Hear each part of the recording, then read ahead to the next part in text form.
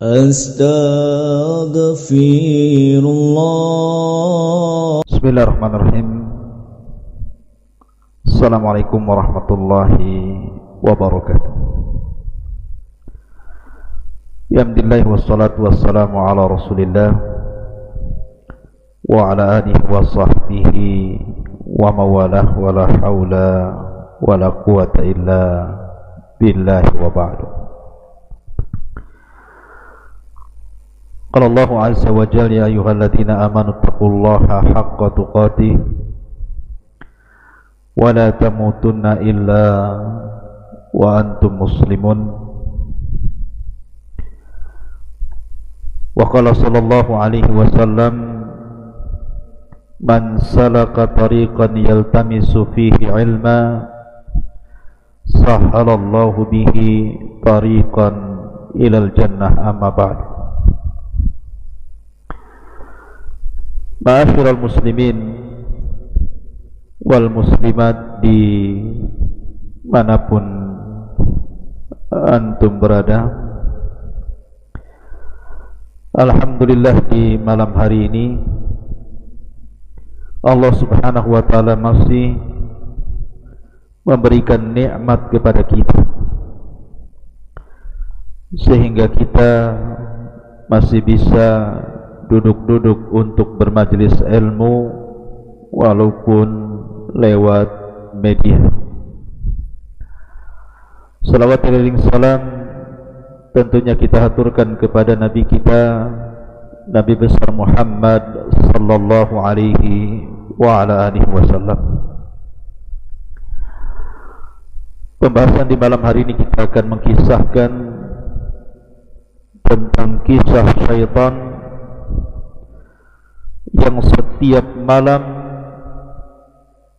ditugaskan oleh iblis untuk mengikat setiap tengkuk manusia. Karena kita tahu bahwa di atas kepala ini atau di dalam kepala ini ada dua otak yang disebut dengan otak depan. Dalam bahasa Quran disebut nasiyah, ubun-ubun. Dan ada yang disebut dengan otak belakang yang disebut dengan qafiyah, atau bahasa kita disebut tengkuk. Begitulah Islam membedakan dengan pendapat barat yang mengatakan otak kanan dan otak kiri. Kalau kita katakan otak depan dan otak belakang, otak depan disebut nasiyah, ubun-ubun, dan otak belakang disebut qafiyah alias tengkuk. Syaitan tidak bisa menguasai otak depan karena ubun-ubun itu dipegang oleh Allah subhanahu wa ta'ala. Nasiyatim biyadih. Tetapi syaitan hanya bisa menguasai qafiyah, otak belakang atau disebut dengan tengkuk. Itulah syaitan setiap malam akan datang kepada manusia dan mengikat setiap tengkuk manusia yang tidur. Bagaimana kisahnya? Nabi SAW bersabda dalam hadis Abi Hurairah radhiyallahu anhu, kata Nabi SAW, ya'kidu syaitanu ala qafiyati ra'si ahadikum idha huwa nama thalatha uqad yadribu kulla uqdatin alayka laylun tawilun farkud fa in istayqadha fa dzakara Allah in halat uqdatun fa in tawadda'a in halat uqdatun wa in shalla in halat uqdatun fa asbaha nashitan tayyiban nafsi wa illa asbaha khabithan nafsi kaslah. Rawahul Bukhari. Kata Abu Hurairah radhiyallahu an, Nabi SAW bersabda, setan itu mengikat 3 tali ikatan di atas tengkuk kepala seseorang dari kalian saat kalian tertidur. Lah setan ini setelah mengikat dengan 3 kali ikatan, maka dia akan mengencangkan ikatannya sambil berkata kepada yang tidur, alaika lailun tawilun farqud, malam masih panjang, tidurlah, tidurlah. Tetapi kalau seorang ini bangun, setelah dia bangun kemudian dia mengingat Allah dengan membaca doa, bangun daripada tidur, maka akan lepas satu ikatan. Kemudian jika dia sudah berdoa dengan doa bangun tidur dan berzikir, kemudian dia pun turun dari tempat tidurnya, kemudian beranjak berwudu, maka akan lepas ikatan yang kedua. Dan jika dia mendirikan salat, maka lepaslah ikatan yang ketiga. Artinya 3 ikatan akan lepas semuanya. Ketika itu tidak ada lagi ikatan yang terikat di tengkuk dia. Maka kalau sudah seperti itu, kata Nabi SAW, maka di pagi harinya ia akan merasakan semangat hidup dan jiwa yang tenang. Namun bila dia tidak melakukannya, dia tergoda dengan nyanyian syaitan, alaika lailun tawilun farqud, malam masih panjang padahal sudah subuh, malam masih panjang padahal sudah azan subuh, farqud, tidurlah, tidurlah. Akhirnya dia pun tidur terus sampai kemudian matahari terbit. Maka di pagi hari itu jiwanya akan menjadi jiwa yang sangat busuk dan dia menjadi pemalas. Hadis ini dikeluarkan Imam Bukhari. Ma'asyiral muslimin yang dimuliakan Allah Subhanahu wa taala, dari hadis ini Nabi SAW menjelaskan kepada kita bahwa di antara pasukan iblis itu ada syaitan yang memang ditugaskan oleh iblis itu untuk mengganggu anak Adam supaya dia tidak bangun tidur untuk melaksanakan qiyamul lail, bahkan bisa meninggalkan solat wajib, solat subuh. Dan ingat bahwa solat subuh itu adalah solat yang paling berat dilakukan orang-orang munafik. Wa idza qamu ila sholati qamu kusala. Apabila mereka orang-orang munafik salat, mereka salat sambil malas. Maka di antara penyebab kenapa orang itu susah bangun subuh, kenapa orang itu malas untuk melaksanakan salat subuh, karena di tengkuknya ada 3 ikatan yang dikencangkan syaitan. Makanya Nabi SAW memberikan solusi bagaimana caranya mengurai ikatan tersebut. Kata Nabi SAW, bangun sebelum subuh. Kemudian setelah pas dia bangun, dia membaca doa, alhamdulillahilladzi ahyana ba'dama amatana wa ilaihin nusyur. Segala puji bagi Allah yang telah menghidupkan kami setelah mematikan kami, dan kepadanya kami dikembalikan. Kemudian setelah itu dia beranjak berwudu, karena wudu ini banyak manfaatnya. Salah satunya adalah melepaskan ikatan yang kedua dari ikatan syaitan. Kemudian yang terakhir, salat. Ketika anda salat, maka lepaslah 3 ikatan tersebut. Kalau sudah terlepas 3 ikatan ini, maka jiwa anda akan bersih dan anda akan sehat, semangat. Walaupun anda mungkin tahajud, kurang tidur di malam hari, tapi kalau tidak ada ikatan di tengkuk setiap kita ini, maka di pagi hari saya jamin anda tidak akan ngantuk, tidak akan malas, dan anda akan semangat untuk menghadapi hidup ke depan.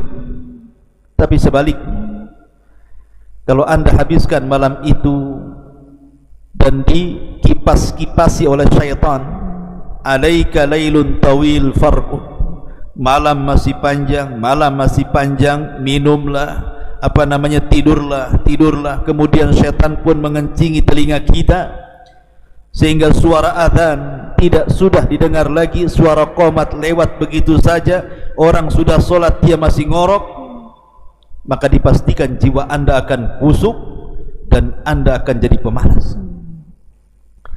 Ma'asyiral muslimin yang dimuliakan Allah Azza wa Jalla, pertanyaannya, bukankah ada hadis yang mengatakan dari hadis Abi Hurairah radhiyallahu an juga, ketika Abu Hurairah radhiyallahu an diperintah Rasul untuk menjaga pembendaharaan Baitul Mal, tiba-tiba malam itu ada pencuri, ditangkap sama Abu Hurairah karena kebetulan dia yang jaga malam untuk Baitul Mal itu. Tetapi pencuri ini tiba-tiba kemudian mengatakan kepada Abu Hurairah, da'ni fa inni muhtaj wa alayya iyalun wa la a'udhu. Ya Abu Hurairah, kasihani aku ini orang berhajat kepada makanan ini, aku punya keluarga, aku kesusahan, kasihani aku, dan aku janji saya tidak akan mencuri lagi. Kata Abu Hurairah, farahimtu, aku pun kasihan dengan dia, fakhalaitu sabilahu, aku pun memberikan jalan dan disuruhnya untuk pergi. Malam kedua datang lagi, nyuri lagi, ditangkap lagi. Kemudian kata Abu Hurairah, tidak, kau harus dihadapkan kepada Nabi, kau sudah kurang ajar, kau sudah mencuri, kau sudah berjanji tidak akan kembali, kau mencuri lagi.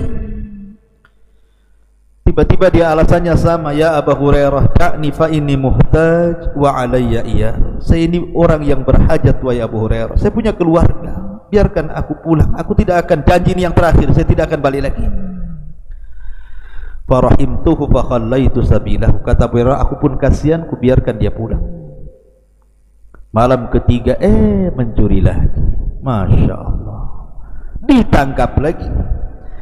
Kata Abu Hurairah, la arfa'annaka ila Rasulillah, aku sudah tidak sabar dan tidak akan melepaskan kamu harus dihadapkan kepada Nabi SAW, dan kamu tidak boleh ada alasan lagi ini dan itu. Tiba-tiba kemudian dia mengatakan, ya Abu Hurairah, kasihani aku, maukah ku ajarkan kepadamu sebuah kalimat, setelah itu kau lepaskan diriku. Maka kemudian pencuri ini mengatakan, ya Abu Hurairah, idza awaita ila firashika faqra ayatal kursi, Allahu la ilaha illa huwal hayyul qayyum, Al-Baqarah 255, hatta takhtimal ayat, fa innahu lan yazala alayka minallahi hafidhun wa la yaqrabuka syaitanun hatta tusbiha. Wahai Abu Hurairah, kalau engkau beranjak ke pembaringan, kau hendak tidur, bacalah surah Kursi, bacalah ayat Kursi, Allahu la ilaha illa huwal hayyul qayyum, la ta'khudhuhu sinatu wala naum, ila akhir ayat Kursi, sampai selesai ayat Kursi. Maka kalau engkau baca ayat Kursi sebelum tidur, maka Allah akan senantiasa menjaga kamu dan syaitan tidak akan mendekati kamu sampai waktu subuh. Kemudian Abu Hurairah pun, karena sudah diajarkan kalimat ini, dibiarkanlah orang ini pergi. Maka keesokan harinya dia bercerita tentang kisah pencuri itu kepada Rasul. Tapi Nabi SAW lebih tahu dahulu karena Jibril memberitahu, sehingga ketika datang Abu Hurairah, Rasul mengatakan, ma fa'ala asiru kalbariha, apa yang dilakukan tawanan yang semalam kau tangkap oleh Abu Hurairah. Maka Abu Hurairah mengatakan, Rasul, pencuri semalam itu justru mengajari aku ini dan itu. Maka Rasul mengatakan, tahukah kamu siapa pencuri semalam? Kata Abu Hurairah, Allah wa Rasulullah alam. Maka Rasul mengatakan, fa innahu syaitan, dia adalah syaitan. Innahu kadzubun wa qad sadaqaka, sesungguhnya syaitan itu pendusta asalnya, tapi dalam perkara ini dia benar. Artinya kalau kita membaca ayat kursi sebelum tidur, maka syaitan tidak akan mendekati kita. Satu sisi kalau kita membaca ayat kursi, syaitan tidak akan dekat kepada kita. Sisi lain, dalam hadis Abu Hurairah yang pertama, bahwa syaitan itu akan datang setiap malam dan mendatangi setiap orang yang tidur, kemudian mengikat di tengkuknya 3 kali ikatan. Lalu bagaimana cara menjamak dua riwayat? Karena seolah-olah bertentangan. Maka Al-Hafidh Ibnu Hajar rahimahullah ta'ala mengatakan, dua riwayat ini tidak bertentangan. Dan dalam kaidah hadis, jam'u baina adillataini aula min tarki ahadihim, menggabungkan dua riwayat yang seolah-olah bertentangan lebih baik dibandingkan meninggalkan salah satunya, karena dua-duanya sahih, dua-duanya datang dari Nabi. Bagaimana cara menjamaknya? Maka kata Al-Hafidh Ibnu Hajar rahimahullahu ta'ala, bahwa hadis setan mengikat tengkuk setiap salah seorang di antara kalian itu sifatnya umum. Tetapi hadis tentang Abi Hurairah yang diajarkan ayat kursi setiap hendak tidur dengan jaminan tidak akan ada setan yang mendekatinya, ini khusus. Artinya orang yang membaca ayat kursi sebelum tidur tidak akan diikat, tetapi yang tidak membaca ayat kursi akan diikat oleh setan, tengkuknya 3 kali ikatan, makin malam makin kencang ikatannya, dan akan dinyanyikan di telinganya, alaika lailun tawil, ingat malam masih panjang, padahal sudah subuh. Farqud, tidurlah. Tetapi kalau dia terbangun di waktu subuh, kemudian berdoa, doa selepas tidur 1 ikatan hilang, kemudian dia berwudu 2 ikatan hilang, kemudian dia salat subuh semua ikatan hilang, dia pun akan semangat dan baik hatinya. Begitulah cara menjamaknya. Dari sini pentingnya ikhwatu fiddin, seseorang itu membaca doa sebelum tidur, membaca ayat kursi sebelum tidur. Apalagi ada jaminan dari Nabi SAW, siapa yang berwudu sebelum tidur, maka akan ada malaikat di samping kiri kanannya. Setiap kita berguling ke arah kanan, malaikat sebelah kanan mengatakan, Allahumma gfir lahu, Allahumma arhamhu, ya Allah ampuni orang ini, rahmati orang ini. Kalau dia menggulingkan badannya ke arah kiri, malaikat sebelah kiri juga akan mengatakan, Allahumma gfir lahu, Allahumma arhamhu, ya Allah ampuni orang ini, ya Allah rahmati orang ini, sampai subuh. Inilah ma'asyiral muslimin yang dimuliakan Allah subhanahu wa ta'ala, kisah tentang syaitan yang mengikat 3 ikatan kepada tengkuk kita. Subhanakallah bihamdika, asyhadu an la ilaha illa anta, astaghfiruka wa atubu ilaik. Allahu ta'ala alam. Assalamualaikum warahmatullahi wabarakatuh.